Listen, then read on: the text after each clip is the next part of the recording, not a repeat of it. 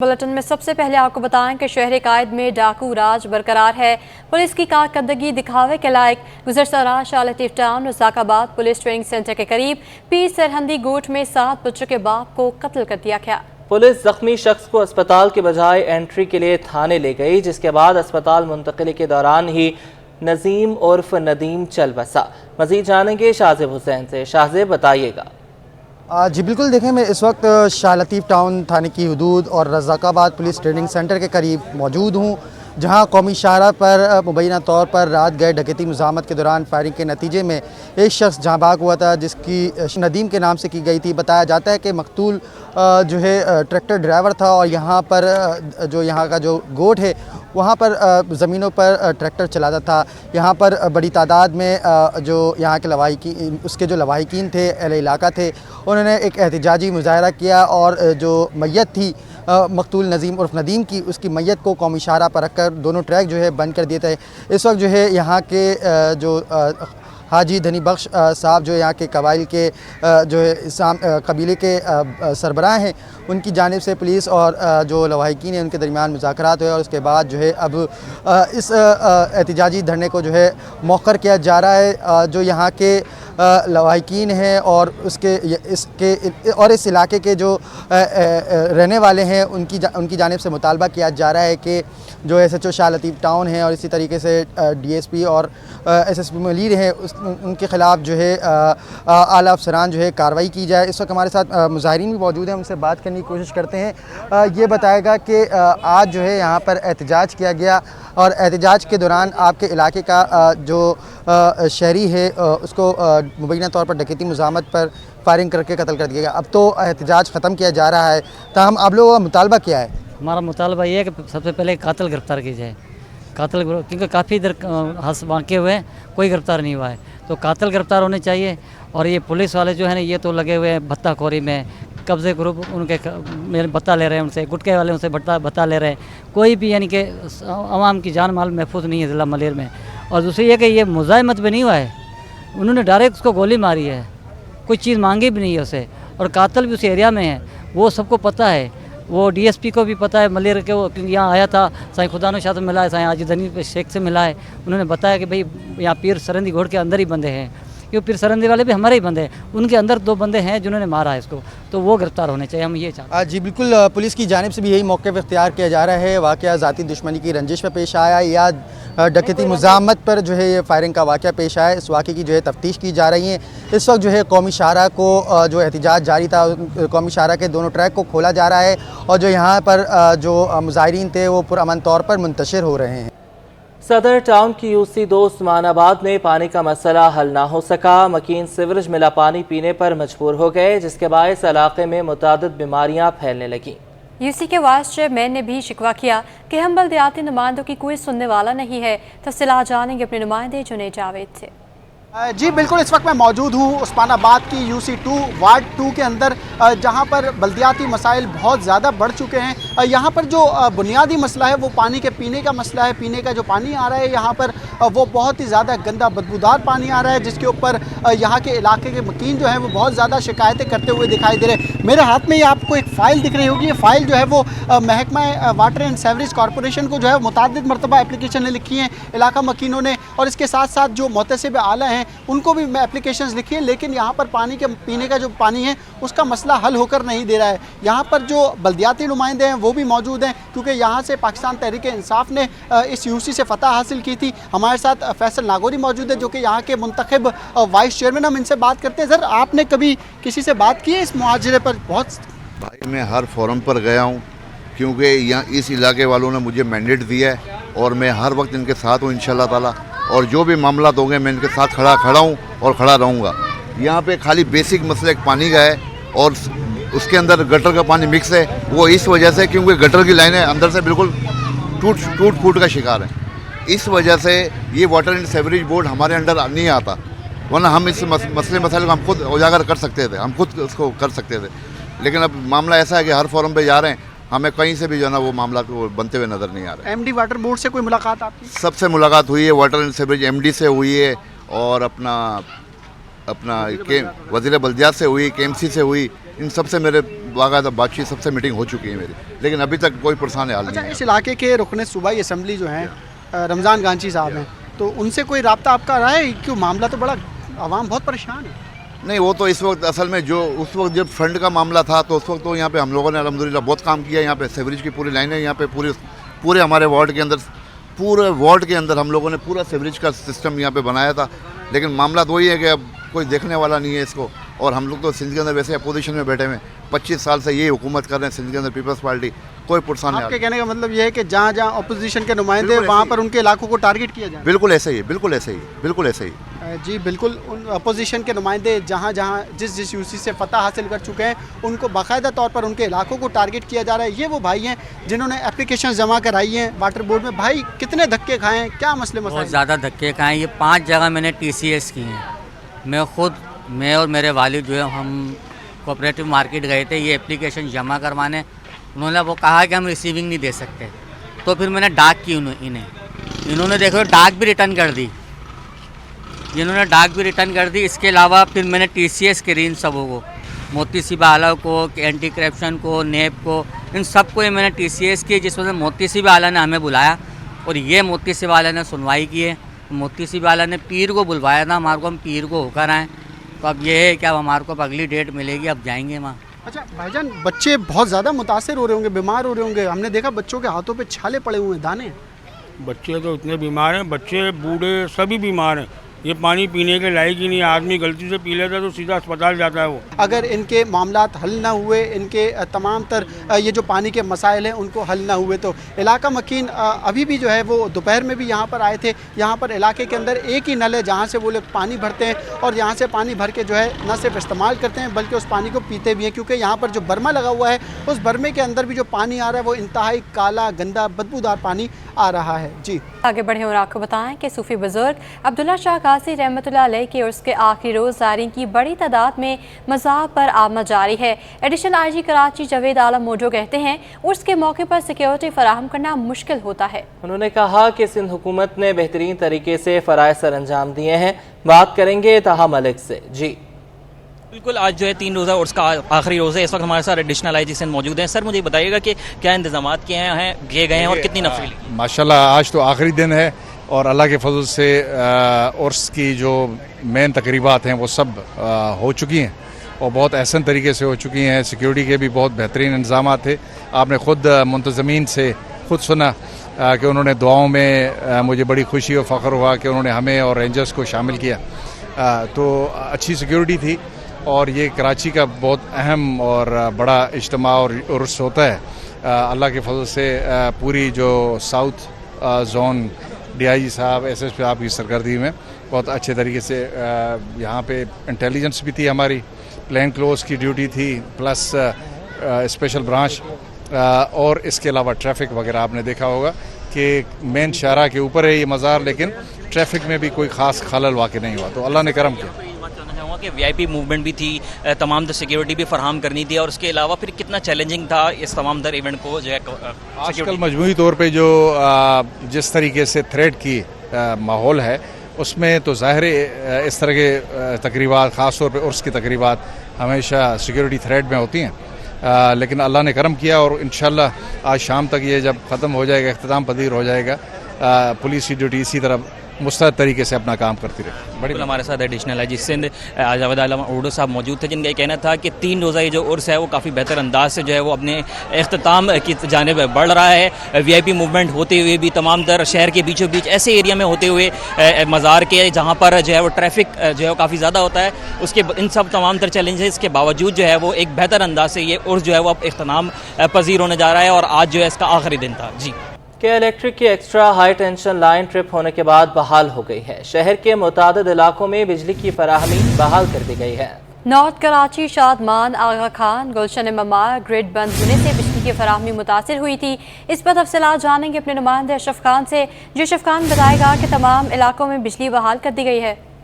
यहाँ तर्जुमान के इलेक्ट्रिक उवैस मुंशी से जो बात हुई है उनसे जब ये पूछा गया, जंपी ट्रांसमिशन लाइन ट्रिप कर गई थी, जिससे मुतअद्दिद जो है 4 ग्रिड स्टेशन जो ट्रिप कर गए थे और शहर के जो मुतासर होने ग्रिड स्टेशन के बिजली फराहमी मौतल हुई, तो उस पर कन्फर्म किया कि जो जंपी की ट्रांसमिशन लाइन है, उसे मामूली ट्रिपिंग आई थी, जिसको KLRT के अमले ने जो उसको रिकवर किया और मुतासरा इलाके वाले ग्रिड बहाल कर दिए गए और मुतासर होने वाले इलाके में बिजली बहाल कर दी गई है। और KLRT तर्जुमान का कहना है कि शहर में बिजली की फराहमी मामूल के मुताबिक सब चल रही है और कहा है कि किसी भी सार्फिन को अगर कोई शिकायत हो तो KLRT के जो सोशल मीडिया और 118 पर शिकायत दर्ज करा सकते हैं। KLRT की टीम फौरी तौर पर उसकी रिस्पॉन्स करेगी। अशरफ खान हमें अपडेट कर रहे थे, आपका बहुत शुक्रिया। शहर कायद में मुझसे सेहत पानी पीने से बीमारियां फैलने का खदशा बढ़ गया। माहिरीन ने खतरे की घंटी बजा दी है। RO या फिल्टर शुदा पानी पीने से कबल इत्मीनान करके ही पिया जाए। और मुस्तफ़ा अस्पताल के डॉक्टर नदीम असद का कहना है कि ज़्यादातर पेट की बीमारियां मुझसे सेहत पानी पीने से होती हैं। उन्होंने कहा कि हर साल मौसम गर्मा के दौरान लाखों अफराद डायरिया जैसे खतरनाक मर्ज में मुब्तला होकर अस्पताल आते हैं। बात करेंगे इस हवाले से इरफान अब्बासी से।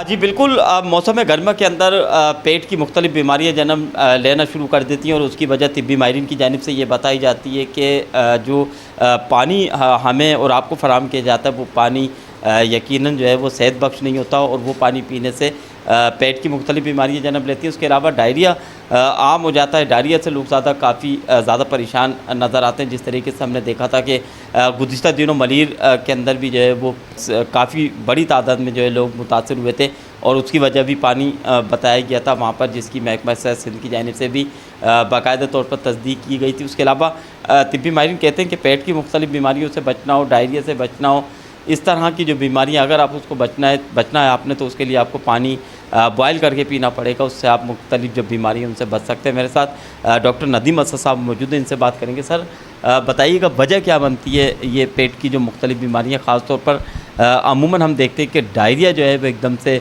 लोगों को काफ़ी ज़्यादा मुतासिर करता है, तो उससे कैसे बचा जा सकता है? अस्सलाम वालेकुम। डायरियल इलनेस जो है हमारे यहाँ बहुत कॉमन है और आजकल क्योंकि हमारा माहौल जो है बहुत ज़्यादा हॉट एंड ह्यूमिड हो रहा है, उसके अंदर जितनी भी जो पानी की सोर्सेज होती हैं उसके अंदर ऑटोमेटिकली बैक्टीरियाज जो हैं वो ग्रोथ करना शुरू कर देते हैं। और इसके साथ साथ ये होता है कि हमारी जो पानी की लाइनें उनके साथ सूवेज लाइनें जो हैं वो भी मिक्स होती हैं। इसकी वजह से जो हमारे पानी की जो सोर्स है वो कॉन्टेमिनेटेड होती है।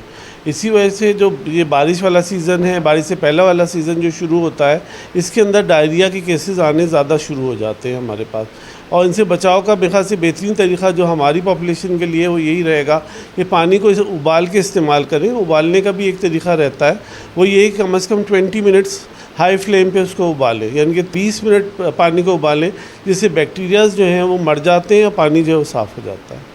और उसके बाद फिर ये है कि उसको ठंडा करके और साफ़ जगह पे रख के इस्तेमाल करें पानी को। डॉक्टर साहब का कहना है कि पानी को बॉयल करना बहुत ज़रूरी है और इसके लिए ज़रूरत इस बात की है कि आप 20 मिनट तक पानी को तेज़ आंच के ऊपर बॉयल करें, उसके बाद उसको ठंडा करने के बाद इस्तेमाल करें, तो यकीनन वो फ़ायदा आपकी सेहत के लिए काफ़ी ज़्यादा मुफीद होगा। ताहम आप कोशिश करें कि जो पानी है इस तरह का पानी है जो गैर मयारी है, मुज़र सेहत है, आलूदा पानी है, उसको ना पिएं। अगर आप फ़िल्टर का पानी भी इस्तेमाल कर रहे हैं, RO का पानी इस्तेमाल कर रहे हैं, तो पहले इत्मीनान कर लें कि आया वो पानी बेहतर है या नहीं है, क्योंकि तिब्बी माहिरीन कहते हैं कि इस मौसम के अंदर ना सिर्फ डायरिया बल्कि पेट के मुख्तलिफ जो अमराज हैं वो काफ़ी ज़्यादा जन्म ले रहे हैं। जी आगे बढ़े, मुहर्रमुल हराम की तैयारियों के हवाले से बात करें। एडिशनल IG जावेद आलम ओढो की ज़ेर सदारत कराची पुलिस ऑफिस में मुहर्रमुल हराम की सिक्योरिटी के हवाले से अहम इजलास हुआ है। इजलास में मुहर्रमुल हराम के हवाले से सिक्योरिटी और दीगर उमूर के मुतालिक तफसीली जायज़ा लिया गया। मज़ीद क्या तफसीलात हैं जानेंगे नुमाइंदा अनुषा जाफरी से। जी बताइएगा। बिल्कुल, एडिशनल IG कराची जावेद आलम ओढो की ज़ेर सदारत कराची पुलिस ऑफिस में मुहर्रमुल हराम की सिक्योरिटी के हवाले से इजलास हुआ है। एडिशनल IG कराची ने जो है वो इजलास में मौजूद अफसरान को हिदायत जारी की है कि सिविल इंतजामिया के मुताल्लिका अफसरान के साथ मिलकर इनके मसाइल को हल करें। कराची पुलिस चीफ जावेद आलम ओढो ने हिदायत जारी की कि जुलूस मजालिस की NOC और परमिट को कबल अमल बनाने को यकीनी बनाया जाए, जबकि सिक्योरिटी प्लान को मद्देनजर रखते हुए सिक्योरिटी फुल प्रूफ बनाई जाए। दहशतगर्दी और दीगर जराइम पेशा अनासर के खिलाफ सख्त कानूनी कार्रवाई अमल में लाई जाए और उलमाए कराम की सिक्योरिटी को भी यकीनी बनाया जाए। मुहर्रमुल हराम में उलमाए कराम मजालिस में अमन व सबर तहम्मुल का पैगाम दें और अमन व अमान बरकरार रखने का अपना किरदार अदा करें। जबकि कहा यह जा रहा है कराची पुलिस चीफ ने शुल्का का शुक्रिया अदा किया और अपने तमाम तर बताया जा रहा है कि ताउन का भरपूर यकीन दहानी करवाई है। इस मौके पर इजलास में zonal DIG, CIG, CIA, DIG traffic, जिला SSP समेत फिका जाफरिया के उलमा अनुषा जाफरी हमें अपडेट कर रही थी। आपका बहुत शुक्रिया। जामिया कराची ने BDS सेकंड, थर्ड और फाइनल प्रोफेशनल ज़िमनी इम्तहानात बराह 2022 के नताइज का ऐलान कर दिया है। BDS सेकंड प्रोफेशनल के इम्तहानात में 8 तलबा शरीक हुए, 6 तलबा को कामयाब करार दिया गया। 2 तलबा नाकाम। कामयाबी का तनासुब 75.00% रहा। बात करेंगे जुबैर राशिद से। जुबैर बताइएगा।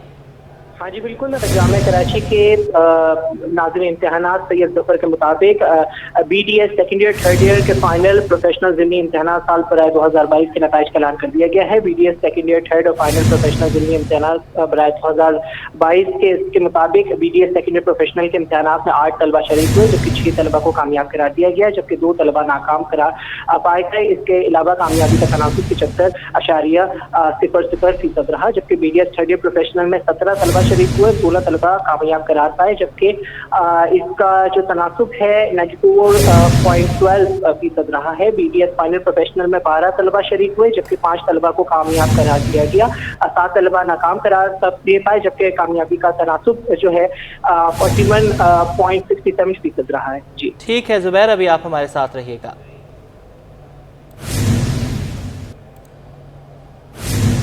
NED यूनिवर्सिटी ने तलबा को सेंटर एक्सेलेंस व गेमिंग एंड एनिमेशन का तोहफा देने की तैयारी कर ली है। वजीर बराए इंफॉर्मेशन टेक्नोलॉजी अमीन उल हक की ख्वाहिश पर तलबा के लिए बेहतरीन कोर्स मुतारिफ कराया जा रहा है। इस हवाले से मज़ीद तफसीलात जानेंगे नुमाइंदे सैयद जुबैर राशिद से। हाँ जी बिल्कुल, देखें इस वक्त मैं जामिया NED में मौजूद हूँ और NED यूनिवर्सिटी जो है एक इनकलाबी इक़दाम जो है वो उठाने जा रही है। वज़ीर बराए इंफॉर्मेशन एंड टेक्नोलॉजी अमीन उल हक की ख्वाहिश पर गेमिंग एंड एनिमेशन से मुतल्लिक जो है एक सेंटर जो है NED यूनिवर्सिटी में कायम किया जा रहा है और अपनी नौयत का एक मुनफरिद इक़दाम है और इससे कबल किसी भी जामिया में इस तरीके का इक़दाम जो है हमें देखने को नज़र नहीं आया। गेमिंग से मुतल्लिक जो है कोर्सेज़ भी यहाँ पर करवाए जाएंगे, एनिमेशन से मुतल्लिक यहाँ पर कोर्सेज करवाए जाएंगे। इस मौजू पर मेरे साथ बात करने के लिए बराह रास्त मौजूद हैं प्रोफेसर प्रो वाइस चांसलर हैं प्रोफेसर मोहम्मद तुफैल साहब। उनसे मज़ीद जान लेते हैं। सर बहुत बहुत शुक्रिया आपका खुसूसी वक्त देने के लिए। मुझे बताइएगा, बड़ा बेहतरीन एक इनकलाबी फ़ैसला जामिया NED ने उठाया है, ये मनसूबा कब तक बाय तकमील पर पहुँच जाएगा और कितने तलबा व तालिबात इससे इस्तिफ़ादा हासिल कर सकेंगे? देखें, ये सेंटर इस तरीके से है कि पाकिस्तान का जो एक्सपोर्ट है IT में वो तकरीबन 3 to 4 बिलियन है, जबकि इंडिया जो 114 बिलियन पे काम करे, तो काफ़ी पोटेंशियल है इसमें। और मैं समझता हूँ कि जो आपने मिनिस्टर साहब का फरमाया कि मिनिस्टर साहब खुद ही पर्सनल इसमें इंटरेस्ट ले रहे हैं कि कैसे इस चीज़ को फर्दर हम प्रमोट कर लें और एक्सपेंड करें। तो इस हवाले से उन्होंने अपने पर्सनल इंटरेस्ट से एक centre of gaming and animation बनाने की ख्वाहिश का इज़हार किया था कराची में। तो वो सेंटर माशाल्लाह से NED यूनिवर्सिटी में उन्हीं की ख्वाहिश से और उन्हीं के एफ़र्ट्स आउट से हम बना रहे हैं। अच्छा, इसमें जो 2 मेजर कंपोनेंट्स हो गए, एक इंडोर होगा, एक आउटडोर होगा। तो ये इंशाल्लाह मैं समझता हूँ कि 6 से 8 महीने में हम इन सेंटर्स को बनाएंगे और ये फुल फंक्शनल हो जाएंगे। और इसी हवाले से जो हम नया एक प्रोग्राम भी स्टार्ट कर रहे हैं gaming animation bachelor of science का कंप्यूटर साइंस में, तो वो बच्चे भी इस सेंटर से मुस्तफ़ीद होंगे। और ये भी बताते चलूँ कि ये सेंटर NED यूनिवर्सिटी में बन रहा है, लेकिन it is not only for NED university, बाकी यूनिवर्सिटीज़ के बच्चे कहीं के भी आ सकते हैं, उससे मुस्तफ़ीद हो सकते हैं और एवेंचुअली पाकिस्तान को इसमें फ़ायदा होगा इंशाल्लाह। पाकिस्तान को इंशाल्लाह इसमें फ़ायदा होगा। बड़ा बेहतरीन इक़दाम उठाया जा रहा है जामिया NED में। और जैसे कि pro vice chancellor professor Mohammad Tufail साहब ने फरमाया कि ना कि सिर्फ NED यूनिवर्सिटी के तालिब इल्म इससे इस्तिफ़ादा हासिल कर सकते हैं, बल्कि अगर आपका ताल्लुक़ किसी भी जामिया से है कराची में या पूरे पाकिस्तान में, तो आप यहाँ पर इनरोल हो सकते हैं, कोर्सेज़ कर सकते हो। और जैसे कि प्रो वाइस चांसलर साहब ने फरमाया कि 6 से 8 महीने के अंदर जो है ये मनसूबा जो है बाय तकमील तक पहुँच जाएगा। जी, टेक्नोलॉजी के बढ़ते इस्तेमाल के साथ आंखों की बीमारियों में भी इजाफा होने लगा। मलीर के इलाके सऊदाबाद में खिदमत अवाम NGO की जानिब से मुफ्त आई कैंप लगाया गया है। आई कैंप का अहवाल बताएंगे रिजवान अहमद अपनी रिपोर्ट में। महंगाई के इस दौर में दीगर अमराज की तरह अमराज चश्म के इलाज मुआलजे के अखराजात भी बर्दाश्त से बाहर होते जा रहे हैं। ऐसे में खिदमत अवाम की जानिब से मुसलसल 77 माह से हर माह मुफ्त आई कैंप लगाया जा रहा है। खिदमत अवाम NGO ने सऊदाबाद मलीर में मुफ्त आई कैंप लगाया। NGO के चेयरमैन जाहिद रहीम का कहना था कि आंखों के टेस्ट के साथ दीगर टेस्ट भी मुफ्त लिए जा रहे हैं। कराची का इस वक्त बहुत बड़ा हॉस्पिटल है चैरिटी में, तो अभी यहाँ बैठे हुए हैं, हमारे डॉक्टर साहब भी बैठे हुए हैं। अगर कोई क्रिटिकल पोजीशन होती है किसी मरीज़ की तो हम उसको वहाँ रेफ़र कर देते हैं और वहाँ हमारे रेफरेंस से बिल्कुल फ्री है उसका ट्रीटमेंट होता है। और अभी तक हम 8000 ऑपरेशन बिल्कुल फ्री करा चुके हैं अल्हम्दुलिल्लाह। मुफ्त आई कैंप का रुख करने वाले मरीजों ने इस अमल को खुशाइंद करार दिया। ज़ाहिद रहीम भाई माशाल्लाह हमारे इलाके की जानी पहचानी शख्सियत हैं और अरसे दराज से हम इनको जब से हमने होश संभाला इनको खिदमत करते हुए देख रहे हैं। ये और इनकी टीम माशाल्लाह जिस तरह से वर्किंग करते हैं, मैं आज सुबह भी अपने स्टाफ को बात कर रहा था कि हम इनको खराज तहसीन पेश करते हैं। मुफ्त जो आई कैंप लगाया गया है उसमें शुगर से लेके अल्ट्रासाउंड से लेके और आँखों के जो भी वो ब्रीफ दी जा रही है उससे मैं बहुत मुतमईन हूँ, मैंने खुद भी कराया है। खिदमत अवाम NGO मुखैर हजरात के ताउन से 8000 से ज़ायद मोतिये के मुफ्त ऑपरेशन भी अंजाम दे चुकी है, जबकि मरीजों को अद्वियात भी मुफ्त फराम की जाती है। कैमरामैन जीशान के साथ रिजवान अहमद, सिटी 21। अब बात करेंगे अजीम सूफी बुजुर्ग हज़रत अब्दुल्ला शाह गाज़ी रहमतुल्लाह अलैह के उर्स के हवाले से। हज़रत अब्दुल्ला शाह गाज़ी रहमतुल्लाह अलैह के उर्स का आज आखिरी रोज़ है। मज़ार पर ज़ायरीन की आमद का सिलसिला जारी है। हमारे नुमाइंदे सैयद नुमान गुल भी वहीं मौजूद हैं, उनसे तफसीलात लेंगे। बताइएगा नुमान, आखिरी रोज़ है आज उर्स का।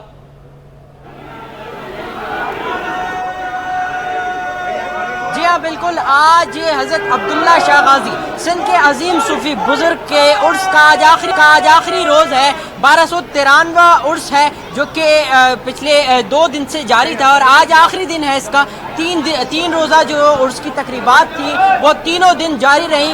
पाकिस्तान के मुख्तलिफ हिस्सों से ज़ायरीन की आमद का सिलसिला जारी रहा। ज़ायरीन की जानिब से फूलों की चादरें चढ़ाई गई, फातिहा ख़्वानी की गई, सना ख़्वानी की गई, मनकबत के नजराने पेश किए गए और आज आखिरी दिन हम ये देख रहे हैं कि जो ज़ायरीन की तादाद है उसमें जो है वो काफ़ी इजाफा हो चुका है। मेरे कैमरामैन जानशेर बलोच आपको दिखा सके तो इस वक्त जो है ये मज़ार पर ज़ायरीन है, उनकी आमद का सिलसिला जारी है। बड़ी तादाद में ज़ायरीन मौजूद हैं।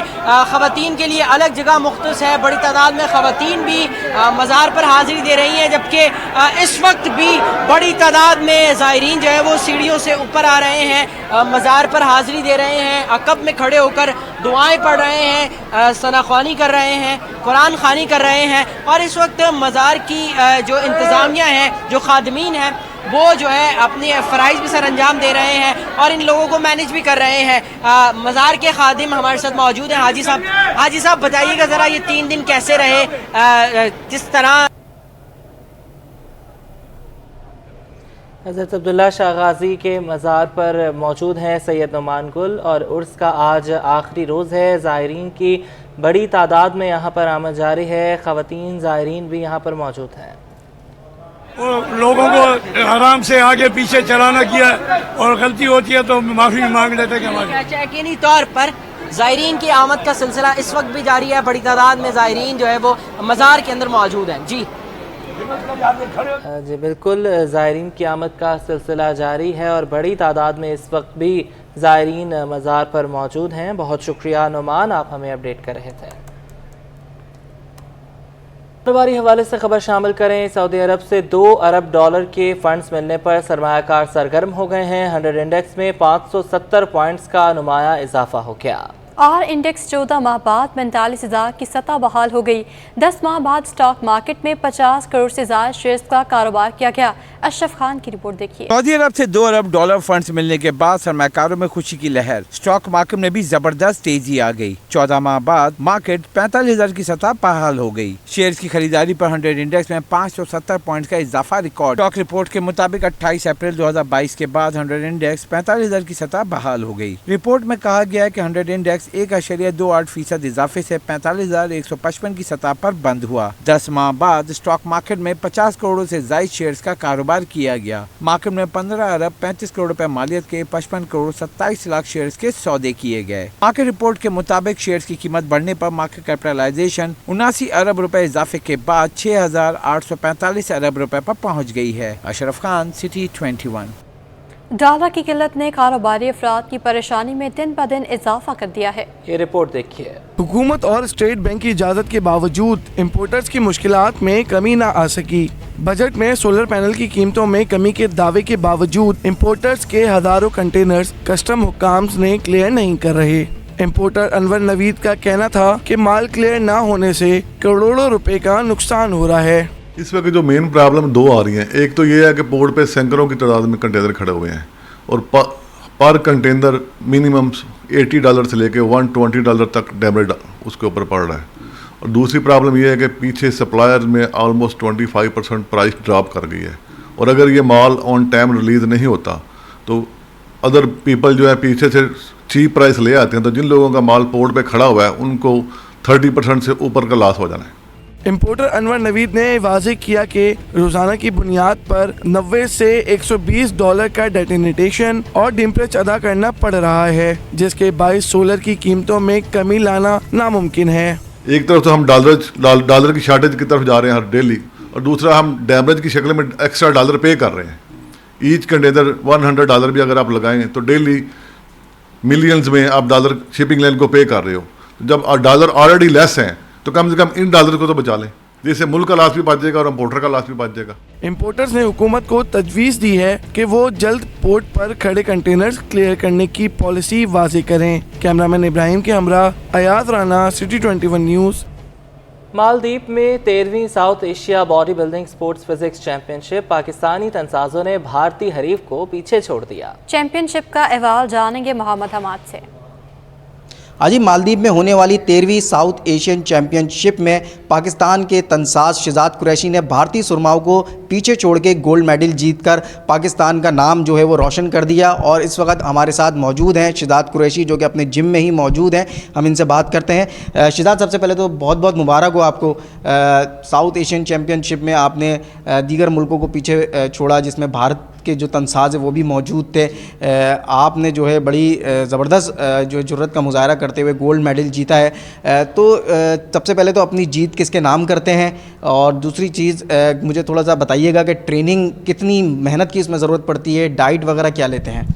सबसे पहले तो मैं अल्लाह का शुक्र अदा करता हूँ, क्योंकि मैं वहाँ गया और वहाँ जीता। अल्लाह का बड़ा एहसान है, पर इतना शुक्र अदा करूँ कम है मैं, क्योंकि जीतना बड़ा मुश्किल काम होता है। क्योंकि एक जगह जाना, फिर अलग अलग कंट्रीज़ के लोगों से मुकाबला करना और फिर जीतना बहुत टफ़ हो जाता है। और इसमें जो वर्कआउट है वो तो देखें बहुत मेहनत है, क्योंकि जिम करना ही बड़ा मुश्किल होता है आजकल के दौर में। और जो डाइट है, सबसे मुश्किल काम है डाइट करना, वो बहुत कॉस्टली हो गई है, क्योंकि डाइट भी करना है, सप्लीमेंट्स भी लेने हैं, तो ये सब चीज़ें बहुत महंगी होती चली गई हैं। तो उसमें बड़ा मुश्किल हो जाता है इसको मेंटेन करना, इसको फिर आगे तक लेके जाना। सबसे पहले मुश्किलातें तो पाकिस्तान के अंदर ही हैं, वहाँ जाके तो फिर बंदा कर ही लेता है। सबसे बड़ी मुश्किलातें यही हैं यहाँ पे, क्योंकि डाइट का इशू सारा आता है, कोई सपोर्ट नहीं है किसी किस्म की। सिर्फ ये कि हमें जो सपोर्ट मिलती है ना, सिर्फ जो आने जाने की टिकट वगैरह है ना, वो सपोर्ट मिलती है बस। अच्छा, इस पूरे ट्रिप पे आप वहाँ पे गए, आपने वहाँ पे कंपटीशन किया, तो कोई स्पॉन्सर आपको मिला या सिर्फ अपने ही खर्चे आप वहाँ पर गए और अपने खर्चे से वहाँ पे गए और वहाँ पे गोल्ड मेडल हासिल किया? गोल्ड मेडल हासिल करने के बाद क्या हुकूमत की तरफ से आपको कोई इनाम दिया गया या कोई इनामी रकम दी गई है? नहीं, गवर्नमेंट की तरफ से कोई स्पॉन्सर नहीं था, ना कोई इनामी रकम दी गई है, ना कोई गवर्नमेंट का बंदा, कोई इदारे का बंदा कोई हमें रिसीव करने भी नहीं आया। ये हमारे टॉप सिटी के हमारे जो CEO हैं कंवर मोहित साहब, उन्होंने मुझे स्पॉन्सर किया था, जो कि मेरा ये ट्रिप उनकी वजह से हुआ ये सारा कुछ। बाकी जो तैयारी थी वो मेरे अपने खर्चे पे थी, बाकी जो आना जाना था, वहाँ पे रहना, वहाँ की फ़ीस वगैरह वो कंवर मोहित साहब ने पे करी। अच्छा, आगे मज़ीद मुकाबले जो होंगे उसमें हिस्सा लेने के लिए कितनी तैयारी कर रहे हैं कि आगे जाके मज़ीद पाकिस्तान का नाम रोशन करें? देखिए, इंशाल्लाह मेरी तो पूरी कोशिश है कि मैं पाकिस्तान का नाम हमेशा रोशन करता रहूँ, जब तक मेरे अंदर हिम्मत है, जब तक मेरे अंदर सांस है। क्योंकि पाकिस्तान के लिए अपनी जान भी हाजिर है, क्योंकि पाकिस्तान जिस मुल्क में रहते हैं उसके लिए तो जान भी लगा देंगे तो कुछ भी कम है, फिर भी कम है। क्योंकि सबसे पहले हमारा मुल्क है, बाद में सब कुछ है। अगर इसके लिए मेरे को अपनी जान की बाजी भी लगानी पड़ी तो मैं लगा दूँगा इंशाल्लाह। और अभी नेक्स्ट ईयर या अक्टूबर के अंदर अपना वर्ल्ड चैम्पियनशिप है, इंशाल्लाह मैं नेक्स्ट उसकी तैयारी करूँगा। तो मेरी पूरी कोशिश है कि उसके अंदर मैं ओवरऑल जीतूँ।